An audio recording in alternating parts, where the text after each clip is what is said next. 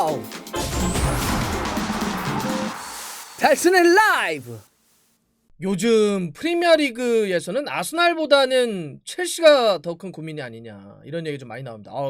첼시가 쉽지가 않습니다. 좀 위기에 좀 빠져있는 상황인데, 물론 좀 프리미어리그 순위는 아스날보다는 첼시가 살짝 위긴 합니다. 첼시가 9위, 아스날은 11위. 하지만 아스날은 분위기 좀 바꿔냈잖아요. 최근에 프리미어리그 3연승, 어린 선수들 쭉 끌어올리면서 그냥 반전 흐름을 좀 탔는데, 첼시는 프리미어리그 최근 3경기에서 승리가 없습니다. 확 좀 내려가 있는 상태고, 너무나 좋지 않다. 경기 내용도 그렇다. 이런 얘기들 좀 많이 나오고 있죠. 지난해 여름에 첼시가 3천억이라고 하는 정말 어마어마한 돈을 탁 투자하면서 선수 영입한 거를 감안하면 왜 이런 거야 첼시가? 이런 얘기 좀 많이 나오고 있죠. 그래서 램파드 감독이 상당히 위태롭다. 뭐 후임이 누가 들어오네, 아니다. 더 믿어야 된다. 레전드인데 팀에 그렇게 쉽게 내쳐선 되겠냐. 여러 가지 좀 시끄러운 그런 상황입니다. 이런 좀 어려운 상황 속에서 부상에서 복귀한 지에으가 주목받고 있는데, 위기에 빠진 첼시를 구해낼 적임자다 지에으가. 이 지에에 대한 어떤 희망설 혹은 지에의 어떤 효과, 이거에 대한 어떤 기대들이 좀 나오고 있습니다. 도대체 어떠한 그 지에의 효과가 있길래 지에가 위기에 빠진 첼시를 구할 수 있을까, 이런 얘기 좀 나올까요? 일단 지에는 좀 부상을 12월 초에 좀 리즈와 경기 때 당했잖아요. 그래가지고 한 달 정도 못 뛰다가 1월 초에 이제 복귀를 했습니다. 사실 지에가 빠졌을 때 첼시가 더 힘들었죠. 휘청이고 막 지는 경기 이어지고 막 그랬습니다. 그러다가 이제 1월 초에 맨시티와의 경기 때 복귀전 했고, 그 다음에 지난 주말에 FA컵 모어컴과의 경기 때 또 나와가지고 그 모어컴 경기 때는 근데 뭐 상대가 4부니까 그래도 어쨌든 지혜가 탁 저기 존재감 보여주면서 앞으로 이렇게 좀 풀어갈 거야 이런 거 좀 보여줬죠. 자, 이렇게 그 복귀전을 치르면서 역시 지혜가 좀 있어야 되겠구나. 첼시는 확실히 지혜가 중요한 선수구나. 이런 걸 좀 알렸는데, 자, 그러면 구체적으로 이 지혜 효과가 어떤 게 좀 기대가 되길래 그런지 한번 살펴보겠습니다. 첫 번째, 지혜 효과. 첫 번째는 이제 창의적인 어떤 공격을 해줄 수 있는 선수죠. 첼시가 여러 가지 문제점이 있는데 그 중에 하나가 이제 공격이 좀 둔탁하다는 거 아닙니까? 창의적으로 이선 쪽에서 풀어줄 만한 선수가 없다라고 하는 게 좀 문제였죠. 착하고 성실한 선수들은 좀 이선 쪽에 많은데, 뭔가 좀 이렇게 좀 우리가 이제 현장에서 까졌다는 표현도 쓰는데, 좀 이렇게 탁탁탁 하면서 뭔가 이런 플레이 생각지 못했던, 교과서에 없는 뭐 이런 듯한 뭔가 플레이를 해주는 선수들도 좀 필요한데, 그런 선수가 너무 없지 않냐 이런 거였는데, 지으가 이제 그런 걸 할 수 있다는 거죠. 지으는 이제 왼발잡이입니다. 근데 이제 오른쪽에 세워놓게 되죠. 그러다 보니까 반대발 윙어 안쪽으로 이렇게 접고 들어와서 이제 플레이메이킹을 하게 되는데, 제가 이번 시즌 프리미어리그에서의 지혜 선수의 히트맵을 하나 좀 보여드릴게요. 이걸 보더라도 확실히 우측에서 안쪽으로 접고 들어와서 플레이를 하는 게 좀 많이 나오게 되는데, 사실 우리가 이제 반대발 윙어를 왜 쓰느냐, 그냥 정발, 그러니까 만약에 오른발잡이를 오른쪽에 세워놓게 되면 쭉 돌파해서 크로스, 왼발잡이를 왼쪽에 세우면 쭉 돌파해서 크로스, 좀 공격이 좀 단순해지죠. 하지만 반대발을 놓게 되면 안쪽으로 접고 들어와서 2대1을 칠 수도 있고 직접 때릴 수도 있고 다양한 형태의 공격이 가능하기 때문에 그야말로 창의적인 공격이 좀 가능한 거죠. 이제 자유롭게 그렇게 이선 쪽에서 할 수 있다라고 하는 것. 실제로 지은은 이번 시즌 프리미어리그에서 지금 어시스트를 3개 기록을 했습니다. 벤치렐, 베르너가 4개씩 기록했으니까 팀에서는 이제 3번째로 많은 어시스트인데, 근데 이거는 지혜 선수가 절대적으로 출전 시간이 좀 부족하잖아요. 이 부상 때문에. 만약에 출전 시간 대비하자면 독보적인 1위입니다. 벤치렐은 14경기 프리미어리그 뛰면서 4개 어시스트 한 거고요.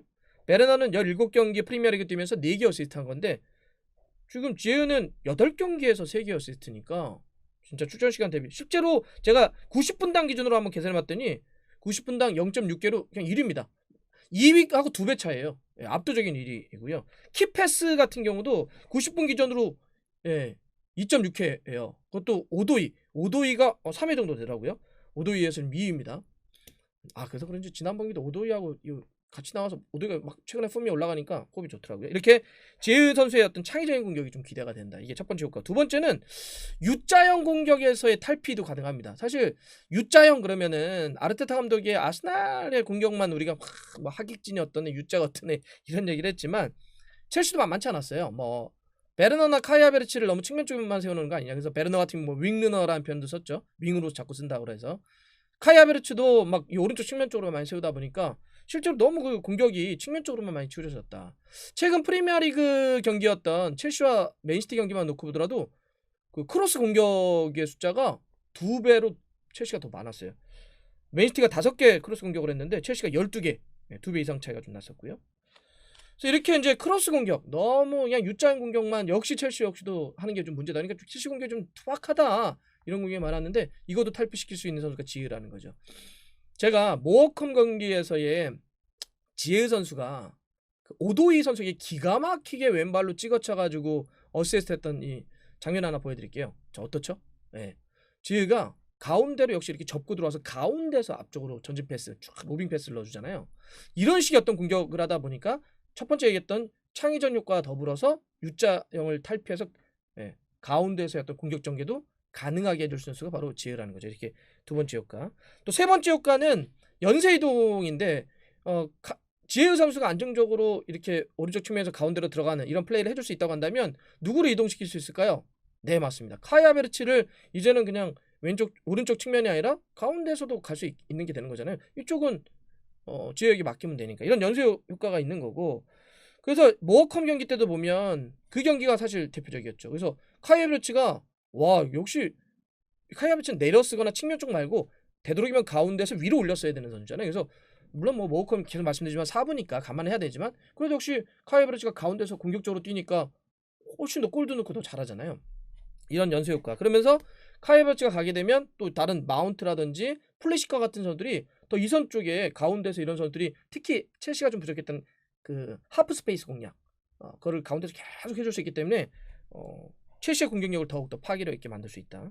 네 번째 지혜 효과는 이렇게 카이 하베르츠라든지 그다음에 뭐 플리식이라든지 마운트의 어떤 하프 스페이스 공략 그리고 지혜 선수의 반대발 융화의 선수 이렇게 이선 쪽에서 더 다양한 공격 옵션 지원 옵션들이 생기는 거죠. 그러면 누가 올라갈까요?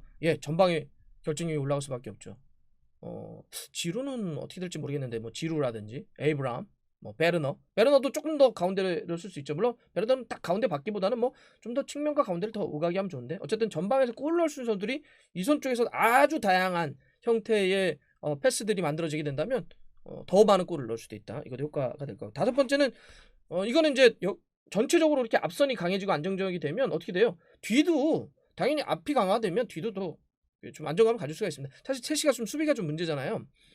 첼시도 수비 쪽에 조금 좀 보강이 좀 필요해 보이는데 가운데도 첼시가 지금 팀 득점 부분은 3위예요. 많은 골을 넣고 있는데 실점은 안 좋은 의미로 9위입니다. 그러니까 많이 실점하고 있는 순으로 보면 9위라고 하는 거니까 실점을 좀 줄여야 됩니다. 그래서 가운데가 좀 안정적이라 된다면 뭐 미드필더도 뭐 캉테라든지 아니면 뭐 수비 쪽 선수들이 조금 더 수비에 치중을 하면서 좀 첼시 어떤 불안한 수비를 좀 더 끌어올릴 수 있지 않을까 좀 생각합니다.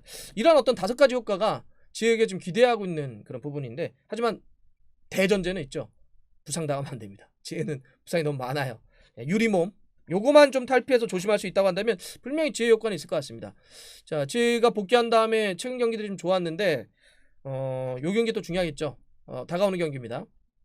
16일 금요일에서 토요일 넘어가는 새벽입니다.